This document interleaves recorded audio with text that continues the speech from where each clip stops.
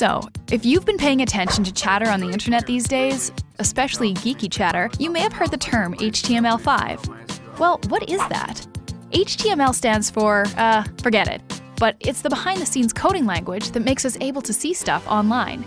Since the original HTML was invented with the web over 20 years ago, it has gone through many updates, but it's been more than a decade since the last one, and in web terms, that's pretty much forever. I mean, like 10 years ago, we all still loved our digital watches. Oh wow, a calculator! So HTML has been a few steps behind changes on the web for quite some time. For example, when video came along, there was no way to integrate it naturally into HTML, so different companies developed their own video players to work around it.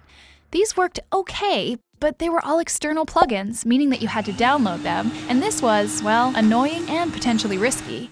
HTML5 is adding capabilities to deal with this stuff, like video, right into its code, so that plugins hopefully won't be necessary. And there's plans to add a bunch more cool stuff that previously was tricky or even impossible to implement with HTML alone. The overall hope is that someday it will create a standard, consistent web experience across all devices and browsers. HTML5 is still being developed, and as of early 2012 isn't 100% finalized, but the browsers are starting to implement some of its features, and together they are working hard to get HTML5 fully ready for, someday in the future.